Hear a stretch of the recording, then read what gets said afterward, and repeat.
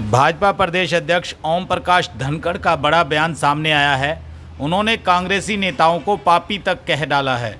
ओम प्रकाश धनखड़ ने कहा कि कांग्रेस तिरंगे को लेकर राजनीति कर रही है। उन्होंने कहा कि अंडमान क्लब पर जहां नेताजी सुभाष चंद्र बोस ने पहली बार झंडा फहराया था, लेकिन कांग्रेस के नेताओं ने वहां झंडा नहीं फहराने दिया, इसलिए कांग्रेस ने बड़ा पाप किया है। हर घर तिरंगा कार्यक्रम पर कांग्रेस के सवालों का जवाब देते हुए ओम प्रकाश धनखड़ ने कहा, कांग्रेस का झंडा तिरंगा है, यदि वह तिरंगा उठाएं तो सही, और अगर कोई और तिरंगा उठाए तो कांग्रेस सवाल खड़ा करती है। ओम प्रकाश धनखड़ आज एक निजी हॉस्पिटल के कार्यक्रम में पहुंचे थे। रोहतक के डी पार्क पर पहुंचे भाजपा प्रदेश अध्यक्ष ओम प्रकाश धनखड़ आज खुलकर कांग्रेसी नेताओं पर भड़ास निकाल रहे थे। ओम प्रकाश धनखड़ ने पत्रकारों से बातचीत करते हुए कहा कि कांग्रेसी नेताओं ने पाप किया है। उन्होंने कहा कि अंडमान क्लब पर नेताजी सुभाष चंद्र बोस ने पहली बार झंडा फहराया था, लेकिन कांग्रेसी नेताओं ने झंडा नहीं फहराने दिया और उसका विरोध किया, इसलिए कांग्रेस के नेताओं ने बड़ा पाप किया है। साथ ही उन्होंने कहा, यदि कांग्रेस चाहती तो भगत सिंह, सुखदेव जैसे नेता आज हमारे बीच होते, लेकिन कांग्रेसी नेताओं ने ऐसा नहीं किया। उन्होंने बिहार में नीतीश कुमार के भाजपा छोड़ने पर कटाक्ष करते हुए कहा कि नीतीश कुमार अपने स्वभाव और आदत के अनुसार काम कर रहे हैं, जैसे पहले करते थे।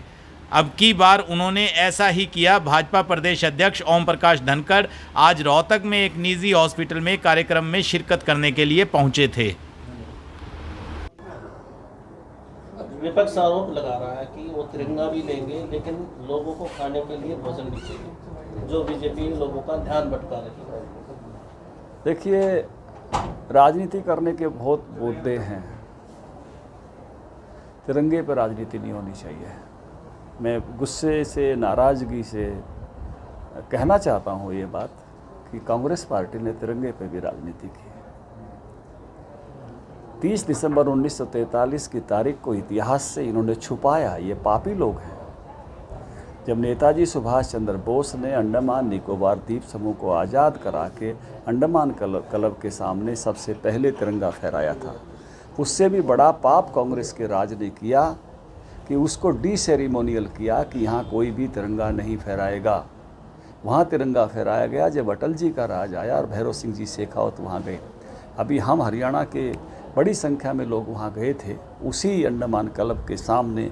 अब इतना बड़ा झंडा फहरा दिया है मोदी जी ने, अब कांग्रेस से उतरेगा नहीं। लेकिन उसकी दर्द इतना होता है क्योंकि जब अटल जी के राज के बाद फिर सोनिया जी और नरसिंह राव की जोड़ी आए तो फिर से उसको सेरेमोनियल करने का पाप किया।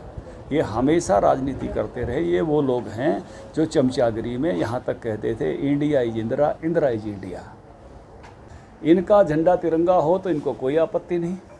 इन्होंने अपनी पार्टी का झंडा भी तिरंगा बना रखा है, और कोई और तिरंगा उठा के चले तो इनको जो तकलीफ़ होती है वो तकलीफ़ आप समझ सकते हो क्यों होती है। क्योंकि ये इन्होंने सारा क्रेडिट, कांग्रेसियों ने आज़ादी का भी खुद लेने की कोशिश की।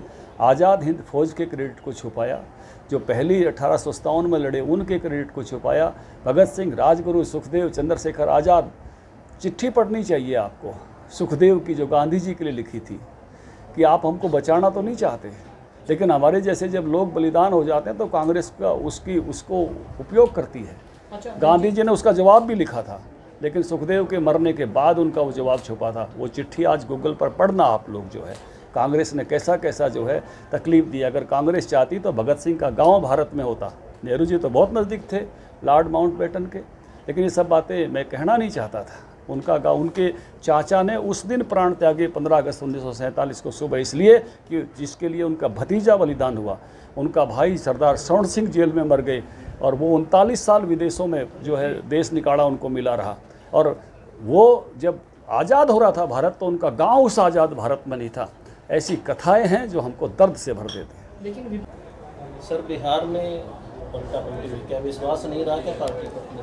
देखिए, नीतीश कुमार जी का पुराना स्वभाव है। पिछली बार भी हमने देखा था, वो उन साथियों के साथ गए थे, फिर से वो गए हैं, तो उनके स्वभाव के अनुरूप ही है, मैं इतना ही कह सकता हूँ।